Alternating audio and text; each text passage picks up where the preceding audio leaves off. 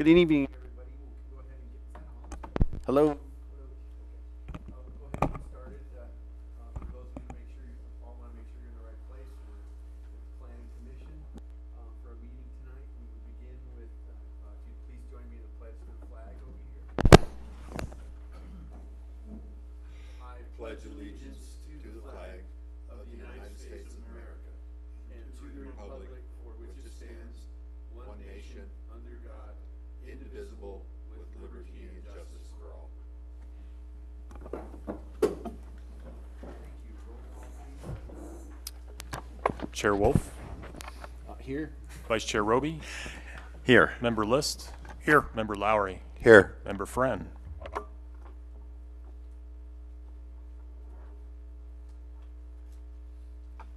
move on to item 1, items 1.1 and 1.2 on the consent calendar. Does anybody have anything, any comments, corrections, additions? Your mic on? I do. I got a white light. So.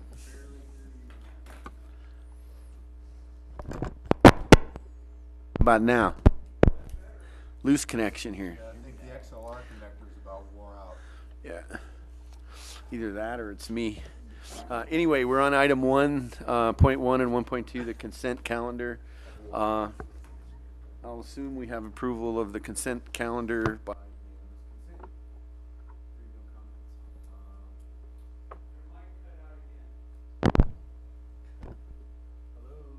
Hello. Hello.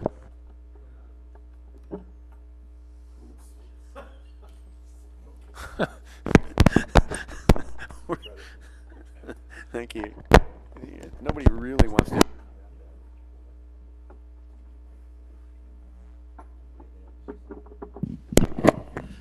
Testing, testing. We have rehearsed this comedy routine. I mean, just hold it and try it. Testing. That's going to work. So we'll just pass this around. Yeah, that's not going to happen. Okay, we'll get back on track here. We're up to items of interest to the public. This is the public comment section of the meeting where the audience is invited to speak to the commission on anything that's not on tonight's agenda. And we'd like to limit your comments to 3 minutes if we can. So if anybody would like to address the commission, this is your opportunity.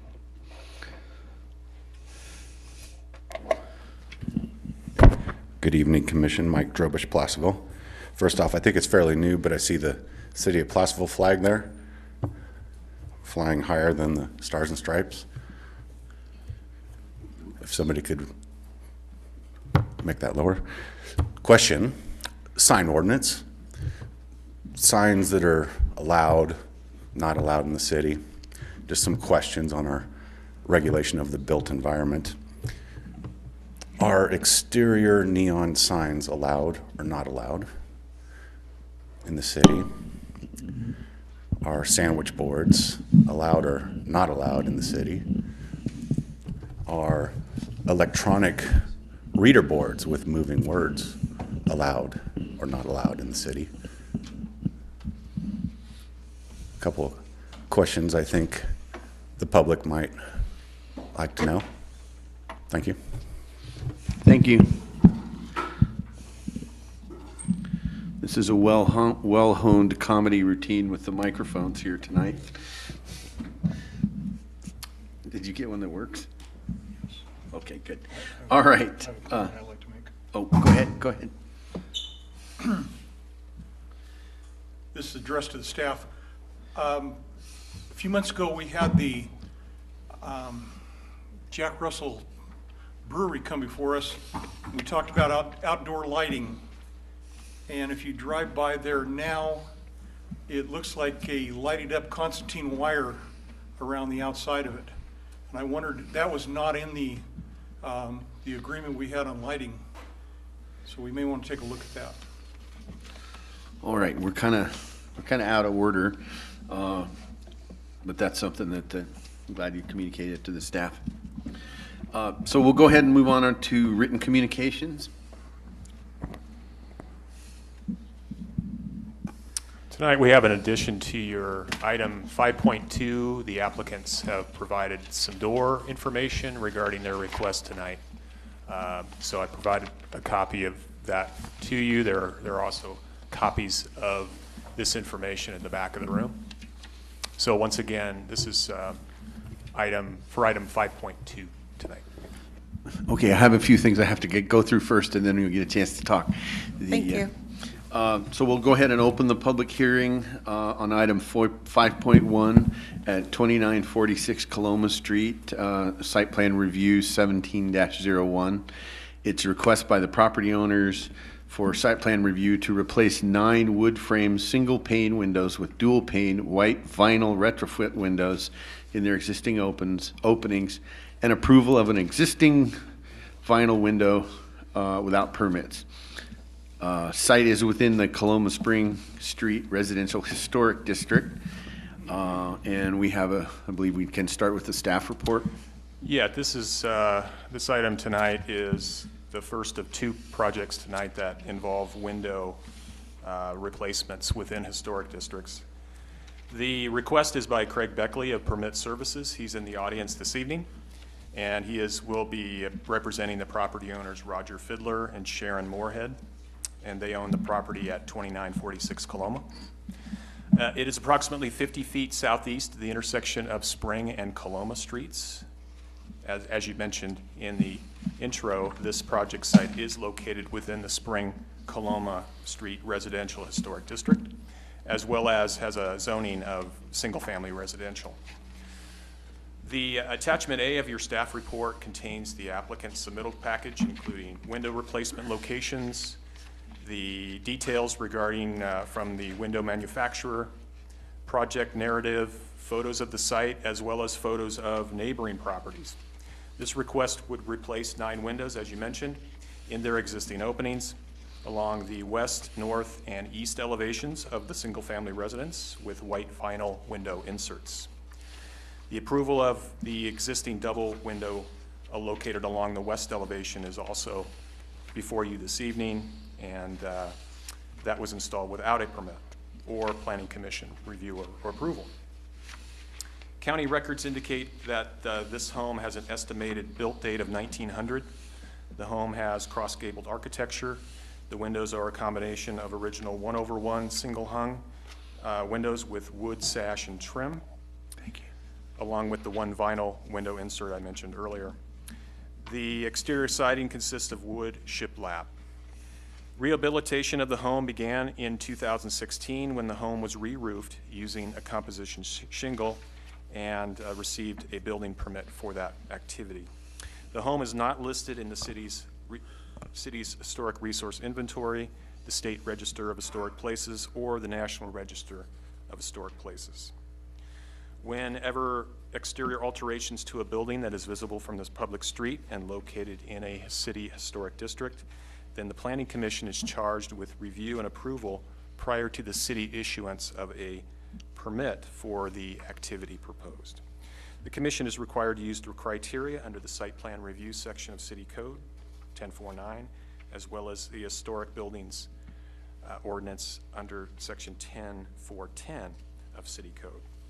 Staff finds that the proposed work will not diminish the historic integrity of the district, and in fact will complement the site and surrounding area through the use of materials that match the appearance of those that exist on the home. Staff recommends the Commission by motion make the findings prepared on page 6 of staff's report, and then conditionally approve Site Plan Review 17-1, subject to the conditions of approval on pages 6 and 7. Mr. Chairman, that concludes my staff report. Thank you. Any questions of staff before we open this up for comment from the owner and the public? Okay, we'll go ahead and open the public hearing on this item, and customarily we begin with any comments from the applicant.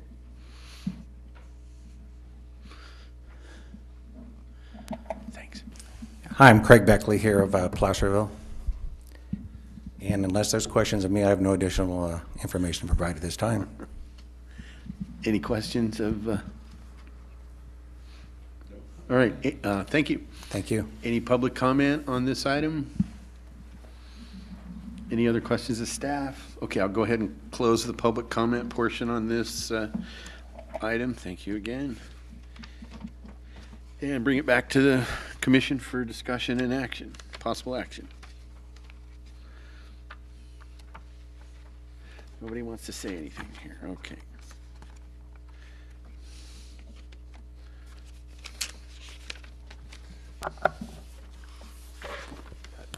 I'd be happy to move approval, Mr. Chairman, if there's no objection from fellow commissioners. Yeah, Just want to make sure I have my verbiage right. I was looking, I'll second for that. the numbers.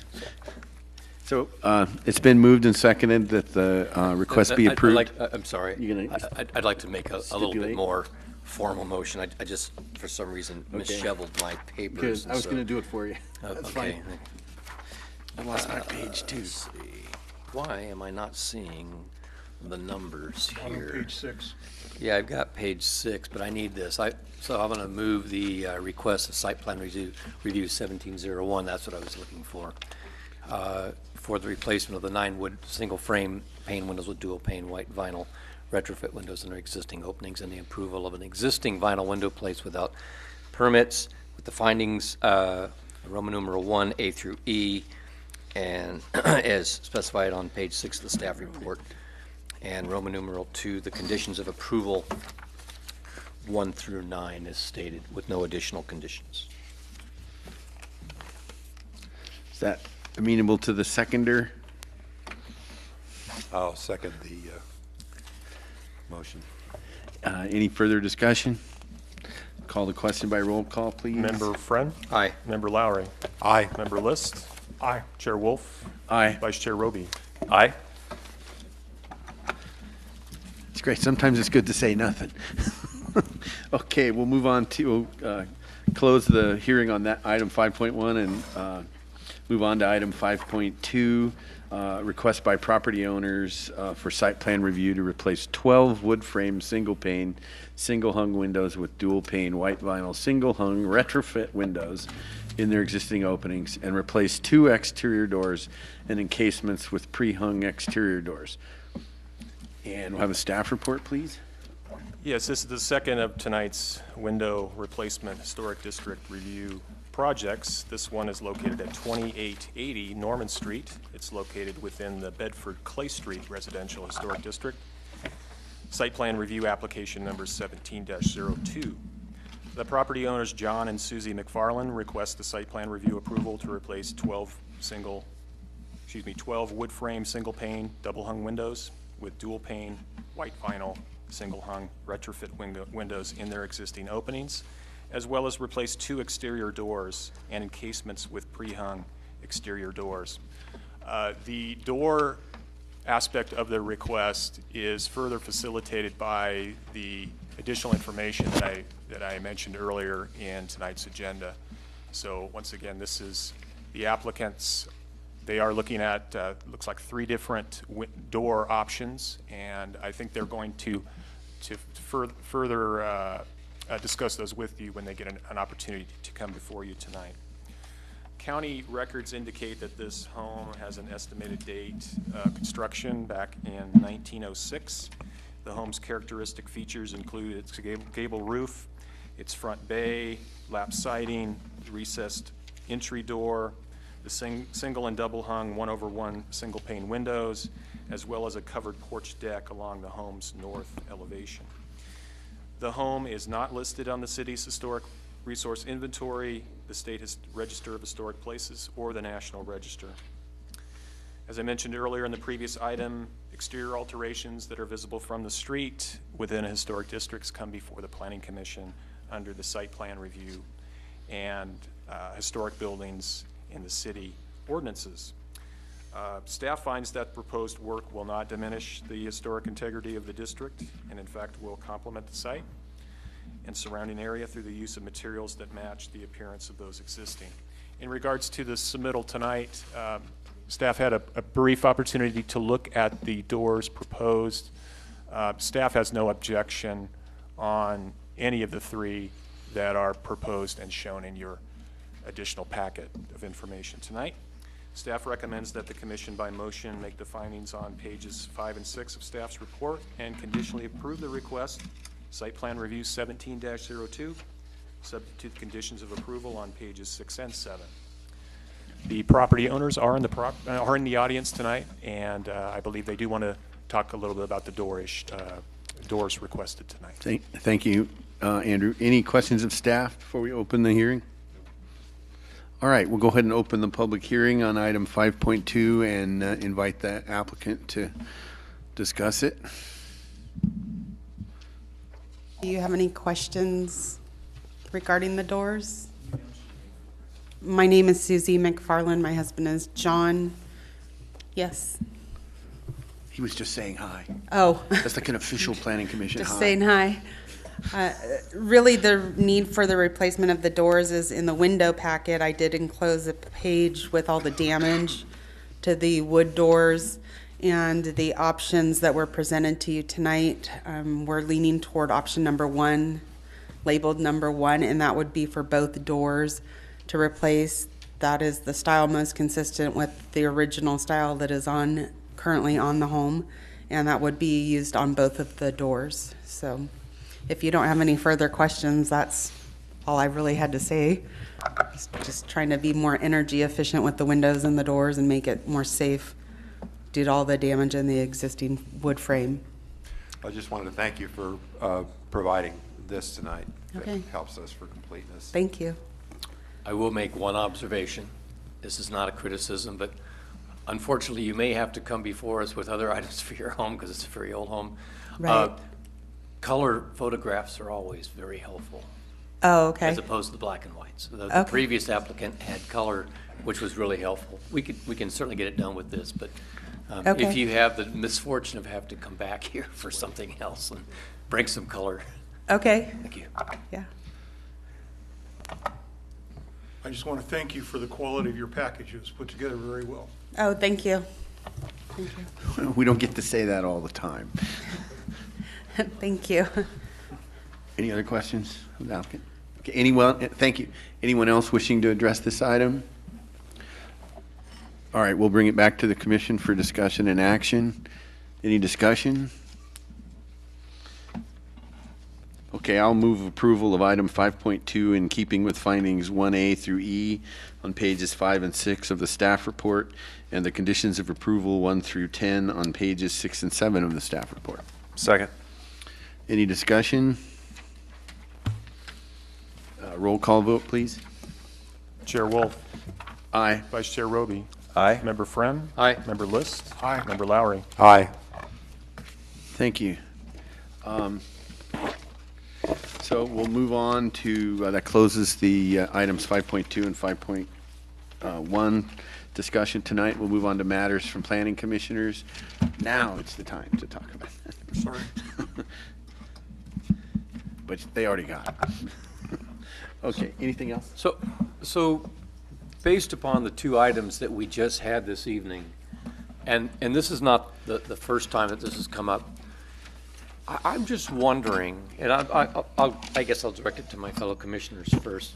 Staff can certainly chime in as to, would it be possible for this kind of approval to be administrative at the staff level, particularly for homes that are not listed? They're in the district, I get it, but they're not listed. These always seem to be extremely straightforward. I don't want to say there's not a whole lot of thought that needs to go into it, but it does seem to me that something that could be handled administratively. I'm not trying to get out of any work, don't misunderstand, but to save all the time and effort on everyone's part, I'm just wondering if that's something that could or should be considered.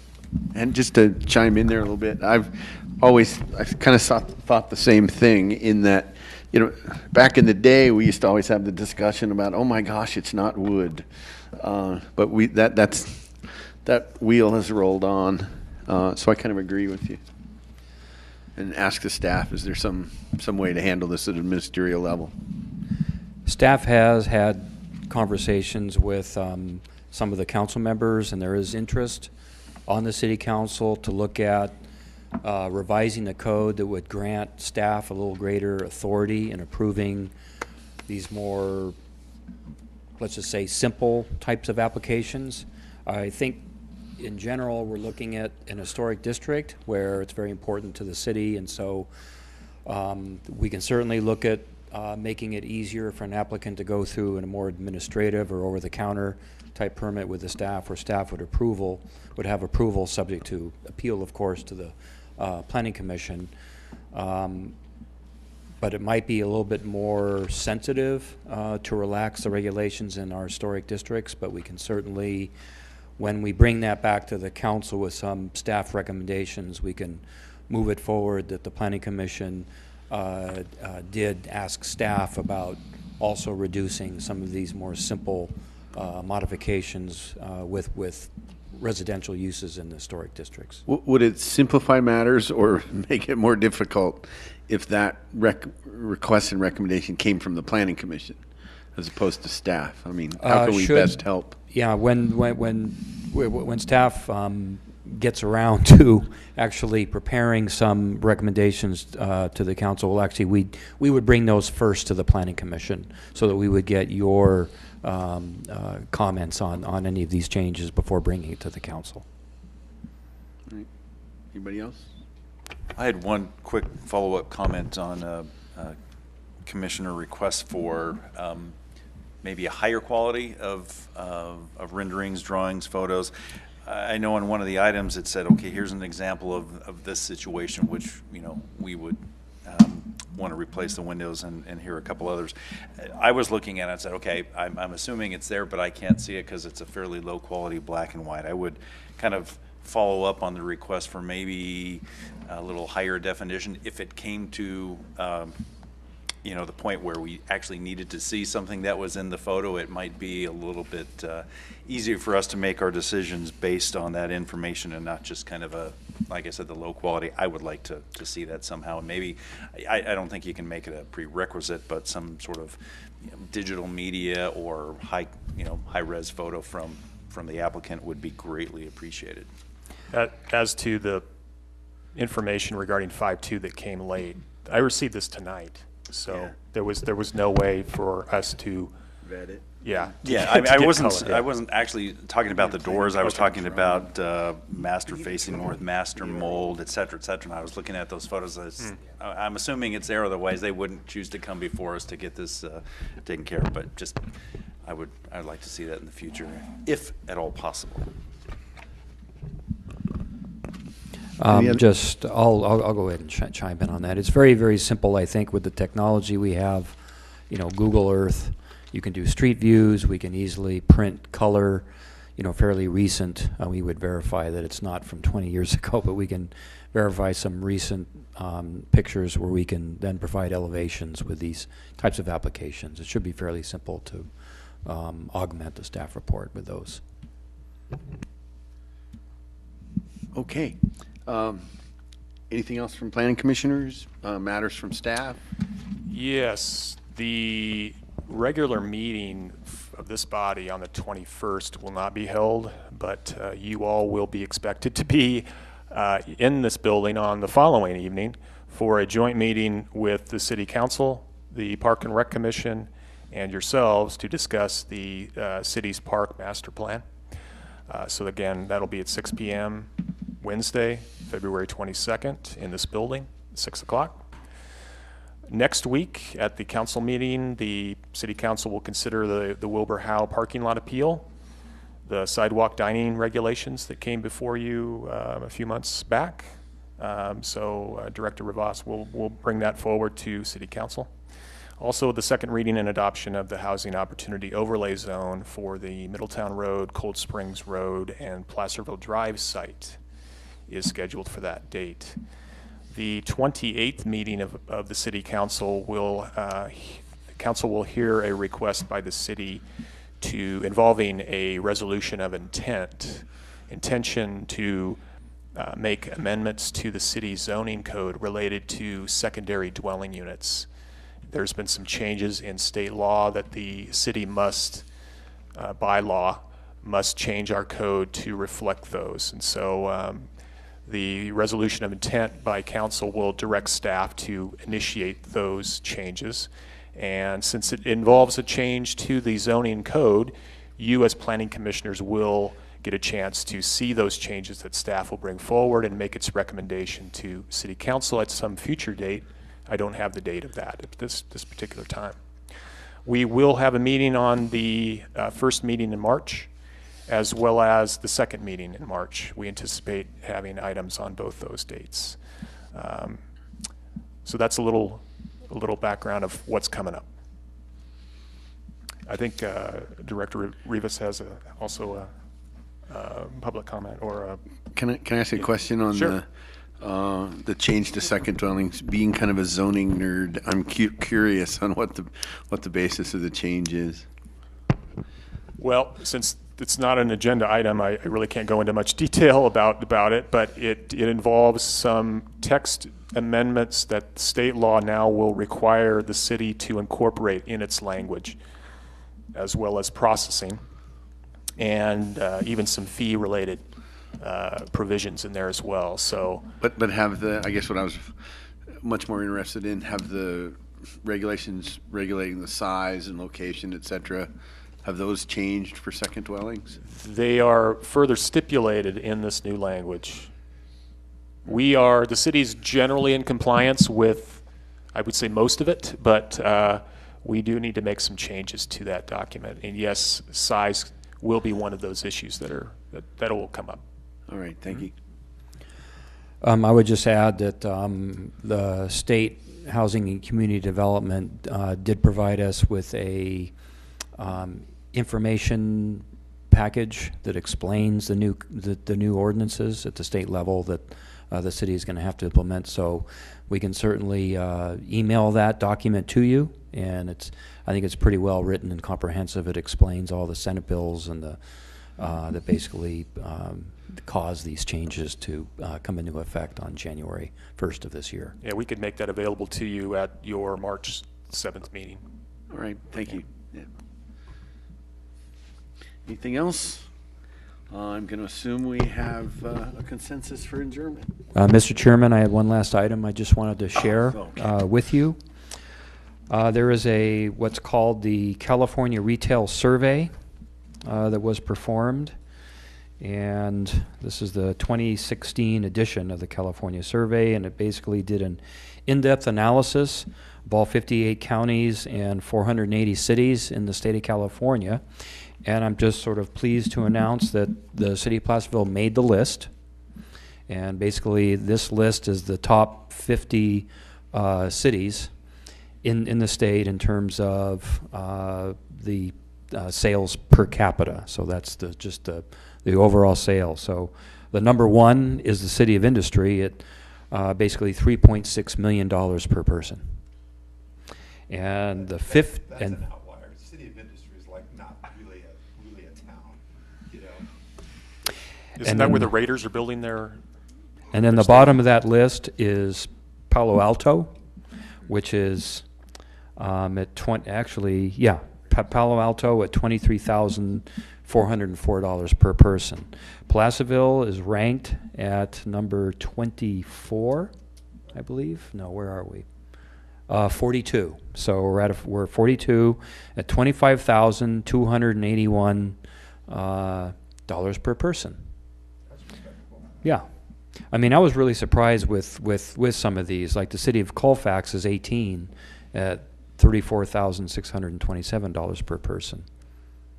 I mean, that's kind of a smaller town. I don't know. They must have some large big boxes there where people spend a lot of money. But anyways, it was nice to see that the city of Placerville continues to do very, very well in retail sales. So I just wanted to report that to you.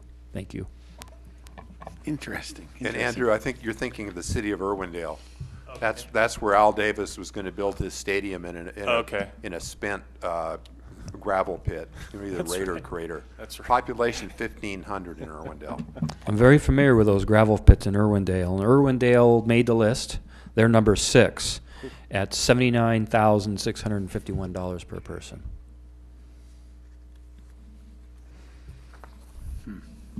So depending upon your point of view, you're either living in the right place or the wrong place. Okay, anything else from staff? Yeah, nobody wants to live there. Anything? All right, I assume we have a consensus for adjournment, and we're adjourned. So if you raise the sales tax, does that increase your revenues and build the open roads? Probably does. Probably does. We missed our chance to have a 15-minute meeting. We missed our chance to have a 15-minute meeting.